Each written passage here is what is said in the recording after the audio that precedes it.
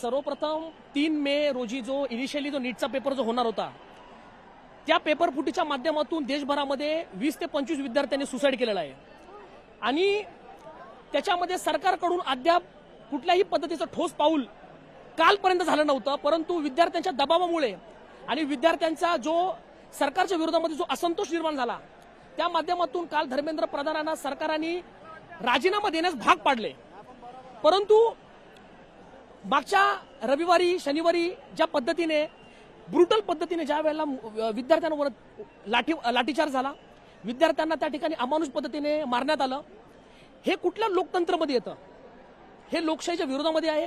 हे जो डिक्टेटरशिप आहे, हुकुमशाहीच्या मार्गावरती कुठेतरी देशाची वाटचाल होत आहे का? हा देशासमोर हा सर्वप्रथम हा प्रश्न आहे। देशामध्ये आज तमाम मुद्दे आहेत। बेरोजगारीचा मुद्दा आहे, देशामध्ये गरिबीचा मुद्दा आहे, देशामध्ये स्त्रियांवरती अत्याचाराचं प्रमाण हे खूप वाढलेलं आहे। एनसीआरबीचे डेटा आपल्या समोर आहे।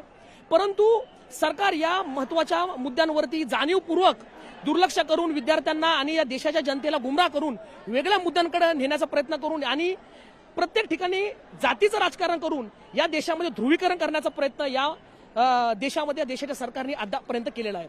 परंतु काल ही गोष्ट लक्षात आलेली आहे की सरकारला जर हे विद्यार्थी आणि देशाची जनता जर सिंहासनावर बसू शकते तर देशाची जनता त्यांना सिंहासनाच्या खाली देखील खेचू शकते।